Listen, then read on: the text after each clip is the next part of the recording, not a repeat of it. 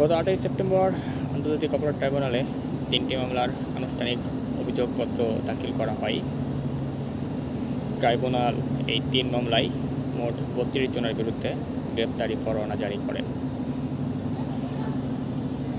এর মধ্যে 2টি মামলা করা হয়েছিল বিগত আওয়ামী লীগ সরকারের শাসনামলে গুম খুনের মাধ্যমে সংগঠিত মানবতা বিরোধী অপরাধের বিরুদ্ধে, আর বাকি একটি মামলা করা হয়েছিল জুলাই আগস্টে রামপুরা ও বনশ্রী এলাকায় সংগঠিত মানবতা বিরোধী অপরাধের বিরুদ্ধে। এই 3টি মামলায় এই 32 জনের মধ্যে 25 জন সেনাবাহিনীর সাবেক ও বর্তমান কর্মকর্তা রয়েছেন। গত 11ই সেপ্টেম্বর সেনা সদরের সংবাদ সম্মেলনে মেজর জেনারেল মোহাম্মদ হাকিমুজ্জামান বলেন, এই 25 জন সেনা কর্মকর্তাদের মধ্যে 15 জন সেনাবাহিনীতে কর্মরত রয়েছেন এবং 1 জন এলপিআরে রয়েছেন। তিনি আরও উল্লেখ করেন,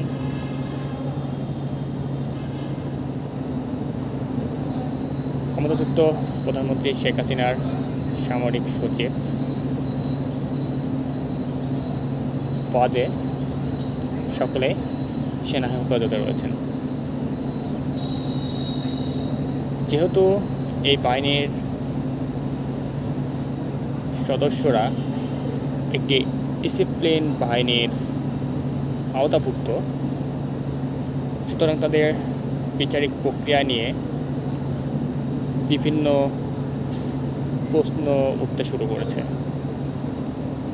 বিভিন্ন মহল একটি বিষয় নিয়ে আলোচনা করার চেষ্টা করছেন যে এই সেনা কর্মকর্তাদের বিচার সামরিক আদালতে হবে নাকি 1973 সালে আন্তর্জাতিক অপরাধ ট্রাইব্যুনাল আইনের অধীনে সংগঠিত হবে। সেনাবাহিনী অবশ্য ন্যায় বিচারের প্রতিশ্রুতি দিয়েছেন। সেনা সদরের সংবাদ সম্মেলনে মেজর জেনারেল মোহাম্মদ হাকিমুজ্জামান সেদিন বলেন, সেনাবাহিনী দায়িত্বহীনভাবে বিচারের পক্ষে অবস্থান নিয়েছে। নো কম্প্রোমাইজ উইথ ইনসাফ। আইন তার নিজস্ব গতিতে চলবে এবং বিচারিক প্রক্রিয়ার মাধ্যমে সত্য প্রতিষ্ঠিত হবে।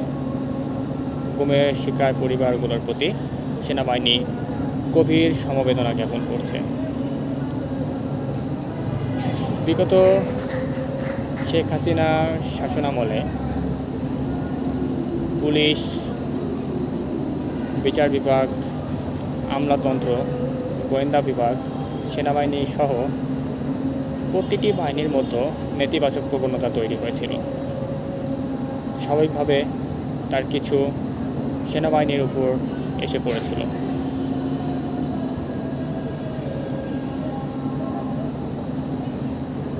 এই বিষয় নিয়ে মেজর জেনারেল মোহাম্মদ হাকিমুজ্জামান বলেন, অভিযোগপত্রে যে সময়কাল উল্লেখ করা হয়েছে সেই সময়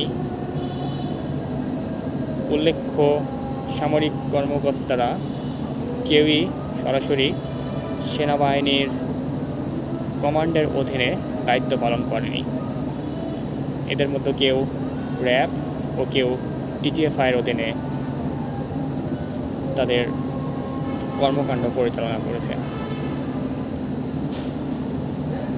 র্যাব সরাসরি স্বরাষ্ট্র মন্ত্রণালয়ের অধীনে পরিচালিত একটি সংগঠন। এর কমান্ড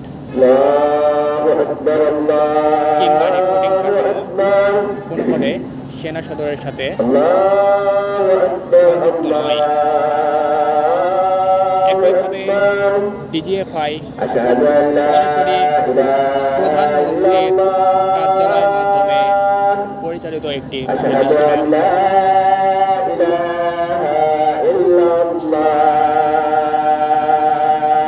মানবতা বিরোধী অপরাধের সাথে অবশ্যই উল্লেখ্য সেনা কর্মকর্তারা দায়ী।